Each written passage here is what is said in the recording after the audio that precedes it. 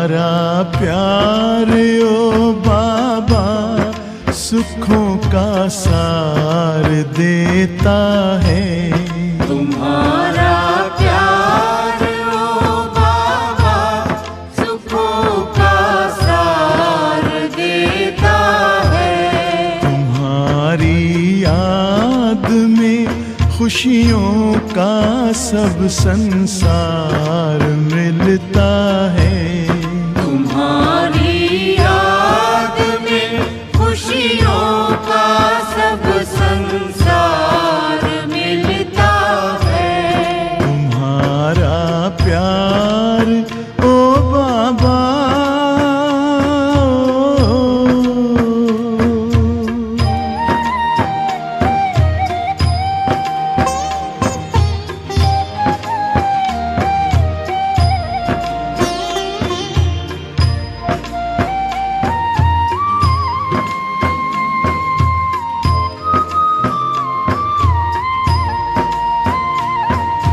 तेरे हाथों में जिसने हाथ अपना दे दिया बाबा,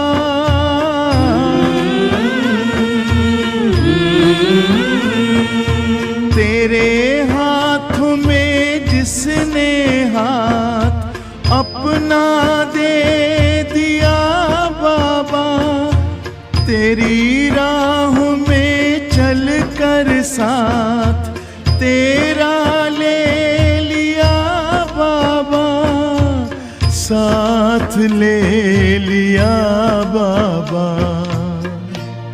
कमल के फूल सा जीवन जगत में उसका खिलता है।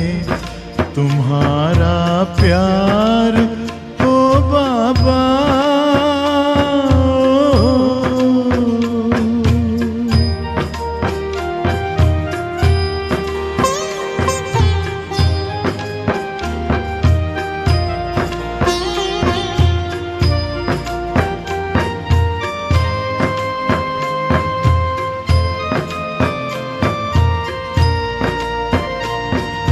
नजर जिनकी सदा तुम पर बसे, जिस दिल में बस तुम हो,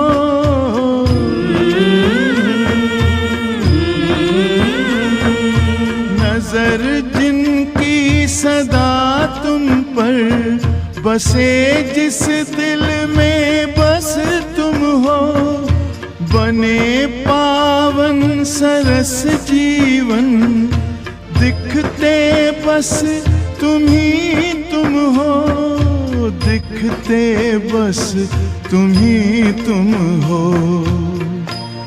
तेरी पलकों की छाया में हमेशा वो तो पलता है।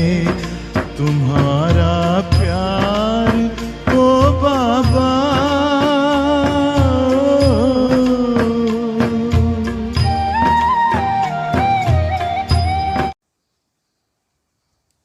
शांति। आज 24 अक्टूबर 2021।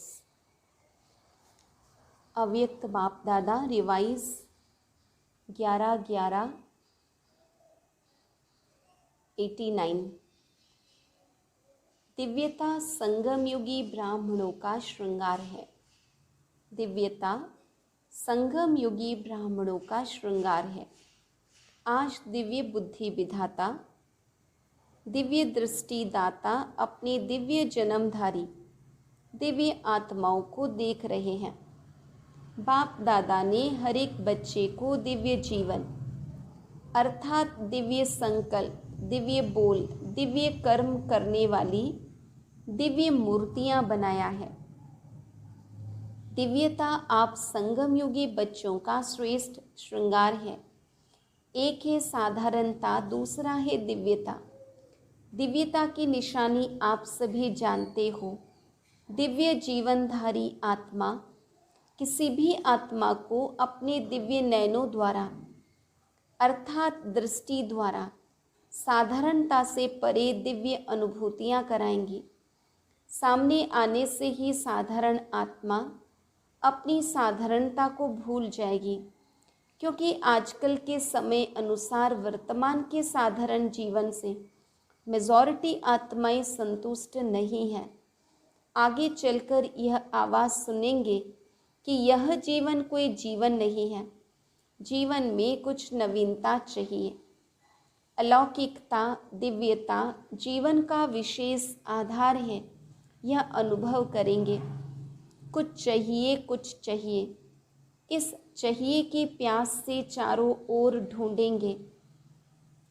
जैसे स्थूल पानी की प्यास में तड़पता हुआ मानव चारों ओर पानी की बूंद के लिए तड़पता है, ऐसे दिव्यता की प्यासी आत्माएं चारों ओर अंजलि लेने के लिए तड़पती हुई दिखाई देंगी।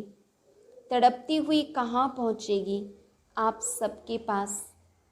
ऐसे दिव्यता के खजाने से भरपूर बने हो। हर समय दिव्यता अनुभव होती है, वह कभी साधारण कभी दिव्य। जब बाप ने दिव्य दृष्टि, दिव्य बुद्धि का वरदान दे दिया तो दिव्य बुद्धि में साधारण बातें आ नहीं सकती। दिव्य जन्मधारी ब्राह्मण तन से साधारण कर्म कर नहीं सकता। चाहे देखने में लोगों के लिए साधारण कर्म हो, दूसरों के समान आप सब भी व्यवहार करते हैं,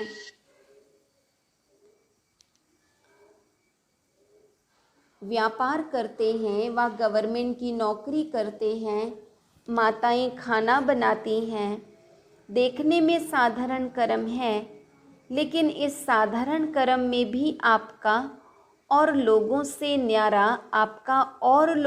न्यारा अलौकिक दिव्य कर्म हो।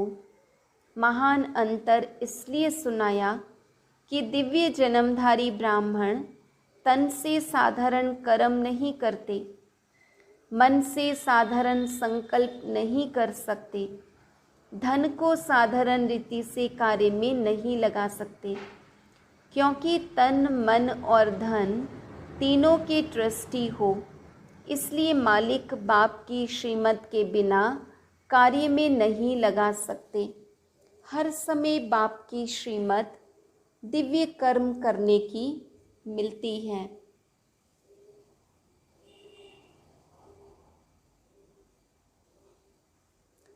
बाबा कहते हर समय बाप की श्रीमत दिव्य कर्म करने की मिलती है। इसलिए चेक करो कि सारे दिन में साधारण बोल और कर्म कितना समय रहा और दिव्य अलौकिक कितना समय रहा। कई बच्चे कहाँ कहाँ बहुत भोले बन जाते हैं। चेक करते हैं, लेकिन भोलेपन में समझते हैं सारे दिन में कोई विशेष गलती तो की नहीं, बुरा सोचा नहीं, बुरा बोला नहीं, लेकिन यह चेक किया कि दिव्य व अलौकिक कर्म किया, क्योंकि साधारण बोल व कर्म जमा नहीं होता, न मिटता है न बनता है। वर्तमान का दिव्य संकल्प व दिव्य बोल और कर्म भविष्य का जमा करता है। जमा का खाता बढ़ता नहीं है, तो जमा करने के हिसाब में भोले बन जाते हैं। खुश रहते हैं कि मैंने वेस्ट नहीं किया, लेकिन सिर्फ इसमें खुश नहीं रहना है। वेस्ट नहीं किया, लेकिन बेस्ट कितना बनाया। कई बार बच्चे कहते हैं मैंने आज किसको दुख नहीं दिया, लेकिन सुख भी दिया। दुख नहीं दिया, इससे वर्तमान अच्छा बनाया, लेकिन सुख देने से जमा होता है। वह किया वह सिर्फ वर्तमान में ही खुश हो गए। सुखदाता के बच्चे सुख का खाता जमा करते। सिर्फ यह नहीं चेक करो कि दुख नहीं दिया, लेकिन सुख कितना दिया। जो भी संपर्क में आए, मास्टर सुखदाता द्वारा हर कदम में सुख की अनुभूति करें। इसको कहा जाता है दिव्यता व अलौकिकता।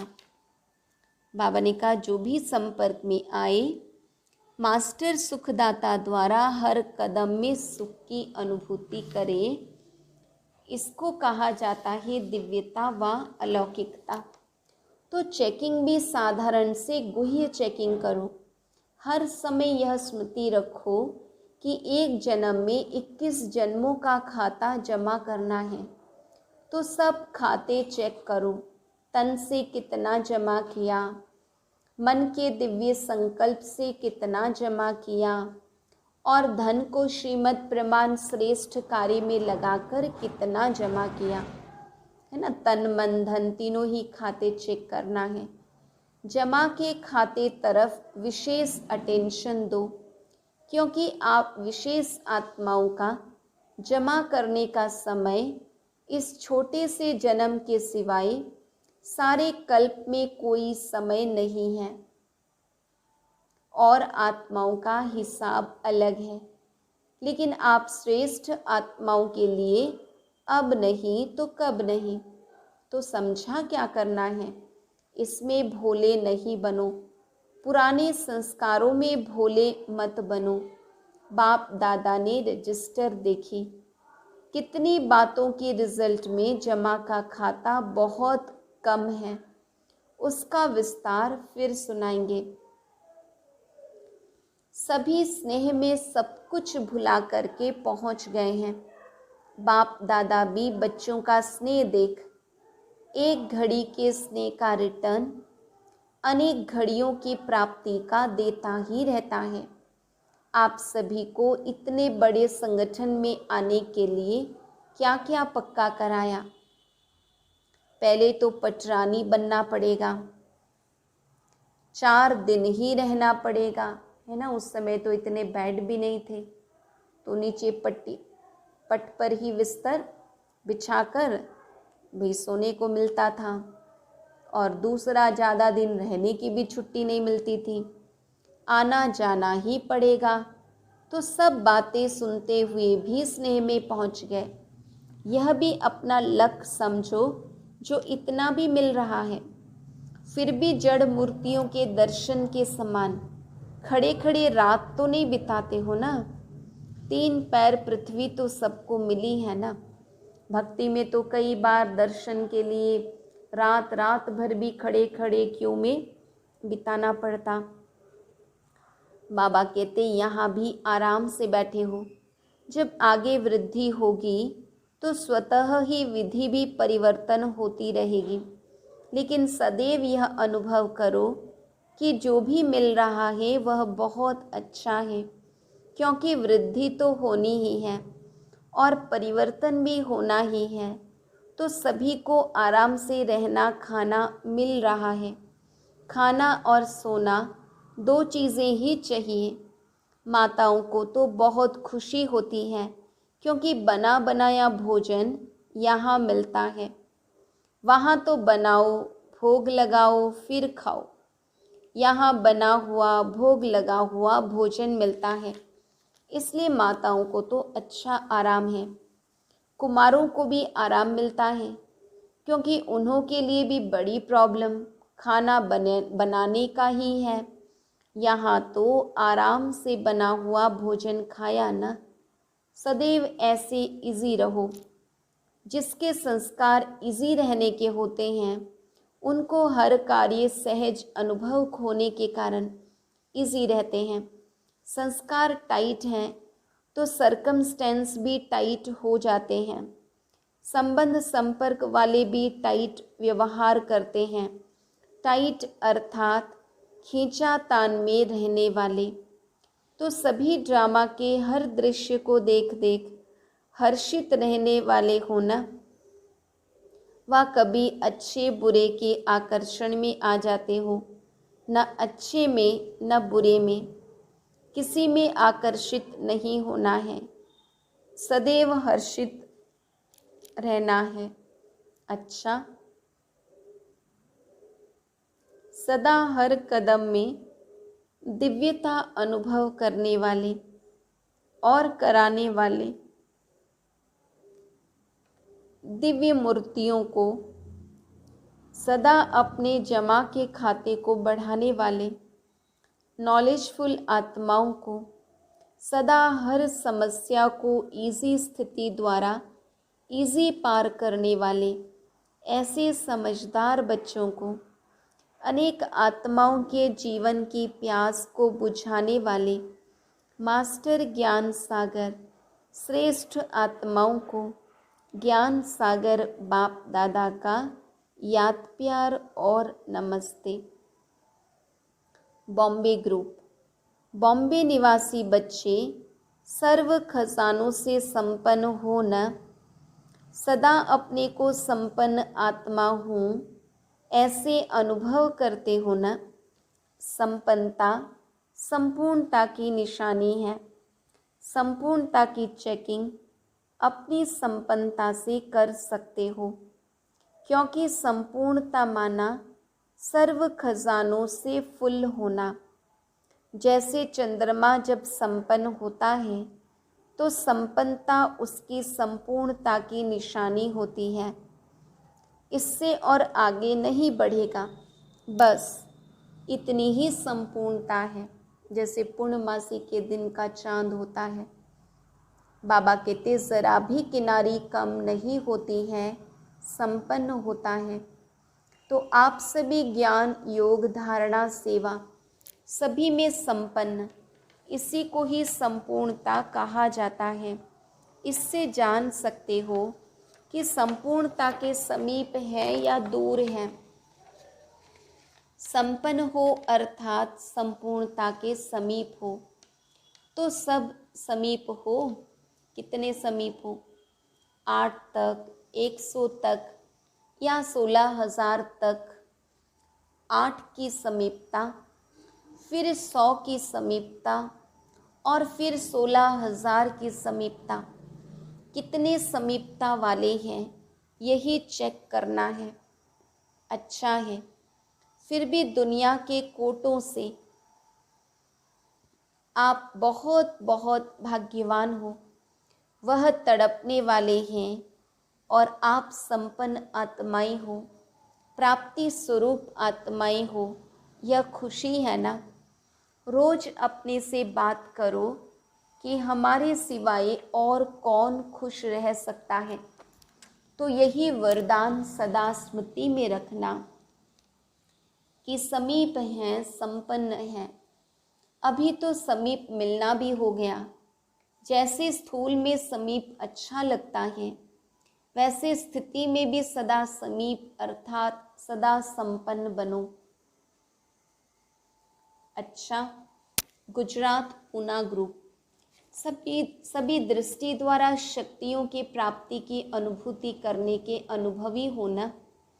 जैसे वाणी द्वारा शक्ति की अनुभूति करते हो, मुरली सुनते हो तो समझते हो ना शक्ति मिली। ऐसे दृष्टि द्वारा शक्तियों की प्राप्ति के अनुभूति के अभ्यासी बने हो, या वाणी द्वारा अनुभव होता है, दृष्टि द्वारा कम। दृष्टि द्वारा शक्ति कैच कर सकते हो, क्योंकि कैच करने के अभ्यासी होंगे तो दूसरों को भी अपने दिव्य दृष्टि द्वारा अनुभव करा सकते हैं। आगे चलकर वाणी द्वारा सबको परिचय देने का समय भी नहीं होगा और सरकमस्टेंस भी नहीं होंगे, तो क्या करेंगे? वरदानी दृष्टि द्वारा, महादानी दृष्टि द्वारा महादान वरदान देंगे। दृष्टि द्वारा शांति की शक्ति, प्रेम की शक्ति, सुख व आनंद की शक्ति सब प्राप्त होती है। जड़ मूर्तियों के आगे जाते हैं तो जड़ मूर्ति बोलती तो नहीं है ना, फिर भी भक्त आत्माओं को कुछ न कुछ प्राप्ति होती है, तब तो जाते हैं ना। कैसे प्राप्ति होती है? उनके दिव्यता के वाइब्रेशन से और दिव्य नयनों की दृष्टि को देख वाइब्रेशन लेते हैं। कोई भी देवता व देवी की मूर्ति में विशेष अटेंशन नैनों के तरफ देखेंगे। फेस यानी चेहरे की तरफ अटेंशन जाता है, क्योंकि मस्तक के द्वारा वाइब्रेशन मिलते हैं। नयनों द्वारा दिव्यता की अनुभूति होती है। वह तो हैं जड़ मूर्तियाँ, लेकिन किसकी हैं? आप चैतन्य मूर्तियों की जड़ मूर्तियाँ हैं।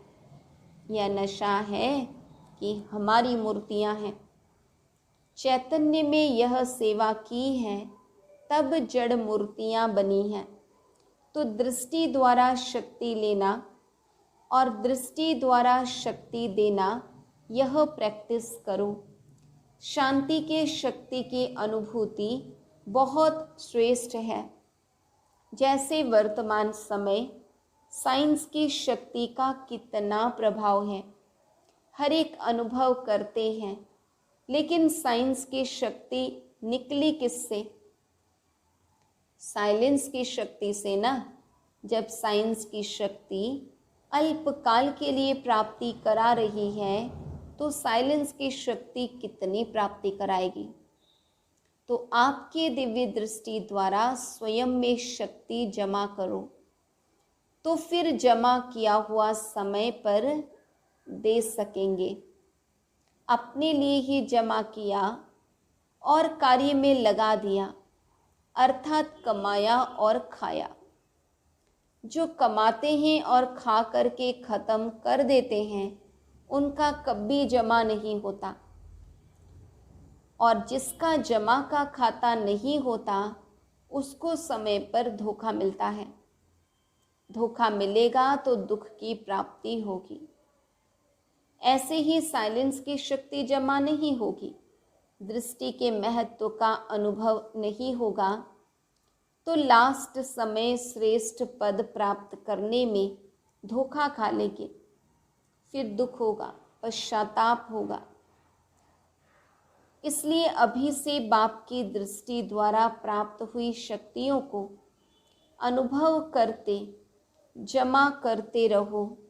तो जमा करना आता है? जमा होने की निशानी क्या होगी? बाबा कहते अगर हमारे खाते में बहुत कुछ जमा है तो उसकी निशानी क्या होगी? बाबा कहते नशा होगा।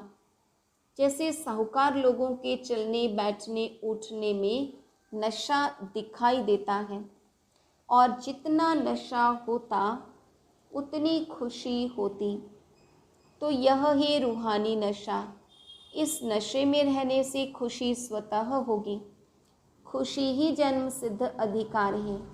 सदा खुशी की झलक से औरों को भी रूहानी झलक दिखाने वाले बनो। इसी वरदान को सदा स्मृति में रखना। कुछ भी हो जाए, खुशी के वरदान को खोना नहीं। समय आएंगी, समस्या आएगी और जाएगी, लेकिन खुशी नहीं जाए। बाबा ने कहा कुछ भी हो जाए, खुशी के वरदान को खोना नहीं। समस्या आएगी और जाएगी, लेकिन खुशी नहीं जाए, क्योंकि खुशी हमारी चीज़ है। समस्या परिस्थिति है, दूसरे के तरफ से आई हुई है। अपनी चीज़ को तो सदा साथ रखते हैं ना। पराई चीज़ तो आएगी भी और जाएगी भी। परिस्थिति माया की है, अपनी नहीं है।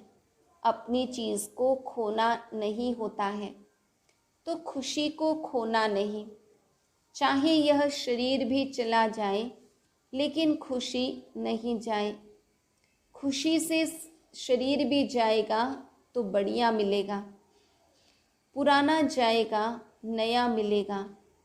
तो गुजरात और महाराष्ट्र वाले इस महानता से सदा रहना, खुशी से महान बनना। अच्छा, आंध्र प्रदेश कर्नाटक ग्रुप इस ड्रामा के अंदर विशेष पार्ट बजाने वाली विशेष आत्माएं हैं। ऐसे अनुभव करते हो, जब अपने को विशेष आत्मा समझते हो तो बनाने वाला बाप स्वतः याद रहता है। याद सहज लगती है, क्योंकि संबंध याद का आधार है। जहाँ संबंध होता है वहाँ याद स्वतः सहज हो जाती है।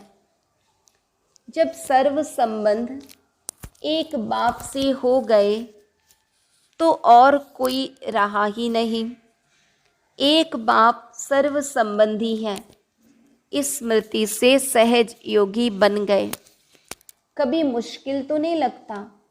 जब माया का वार होता है तब मुश्किल लगता है। माया को सदा के लिए विदाई देने वाले बनो। जब माया को विदाई देंगे तब बाप की बधाइयाँ बहुत आगे बढ़ाएंगी। भक्ति मार्ग में कितनी बार मांगा कि दुआएं दो, ब्लेसिंग्स दो, लेकिन अभी बाप से ब्लेसिंग लेने का सहज साधन बता दिया है। जितना माया को विदाई देंगे उतनी ब्लेसिंग्स स्वतः मिलेंगी। परमात्मा दुआएं एक जन्म नहीं लेकिन अनेक जन्म श्रेष्ठ बनाती है। सदा यह स्मृति में रखना है कि हम हर कदम में बाप की, ब्राह्मण परिवार की दुआएं लेते सहज उड़ते चले। बाबा ने कहा हर कदम में बाप की, ब्राह्मण परिवार की दुआएं लेते सहज उड़ते चले। ड्रामा में विशेष आत्माएं हो, विशेष कर्म कर अनेक जन्मों के लिए विशेष पाठ बजाने वाले हो। साधारण कर्म नहीं, विशेष कर्म, विशेष संकल्प और विशेष बोल हो। तो आंध्रा वाले विशेष सेवा यही करो कि अपने श्रेष्ठ कर्म द्वारा, अपने श्रेष्ठ परिवर्तन द्वारा अनेक आत्माओं को परिवर्तन करो। अपने को आईना बनाओ और आपके आईने में बाप दिखाई दे। ऐसी विशेष सेवा करो। तो यही याद रखना कि मैं दिव्य आईना हूँ, मुझ आईने द्वारा बाप ही दिखाई दे। समझा? अच्छा वरदान। सदा एकरस स्थिति के तख्त पर विराजमान रहने वाले बाप दादा के दिल तख्त नशीन भव। सदा एकरस स्थिति के तख्त पर विराजमान रहने वाले बाप दादा के दिल तख्त नशीन भव। सभी से श्रेष्ठ तख्त बाप दादा के दिल तख्त नशीन बनना है। लेकिन इस तख्त पर बैठने के लिए अचल अडोल एकरस स्थिति का तख्त चाहिए। अगर इस स्थिति के तख्त पर स्थित नहीं हो पाते तो बाप दादा के दिल रूपी तख्त पर स्थित नहीं हो सकते। बाबा कहते अगर अभी एकरस स्थिति के तख्त पर अचल अडोल होकर नहीं बैठ सकते तो बाबा के दिल रूपी सिंहासन पर भी नहीं बैठ सकते। इसके लिए अपने भ्रुकुटी के तख्त पर अकाल मूरत बन स्थित हो जाओ। इस तख्त से बार बार डगमग न हो तो बाप दादा के दिल तख्त पर विराजमान हो सकेंगे। सदा एकरस स्थिति के तख्त पर विराजमान रहने वाले बाप दादा के दिल तख्त नशीन भव। स्लोगन: शुभ चिंतन द्वारा नेगेटिव को पॉजिटिव में परिवर्तन करो। बाबा ने स्लोगन में कहा शुभ चिंतन द्वारा नेगेटिव को पॉजिटिव में परिवर्तन करो। अच्छा, ओम शांति।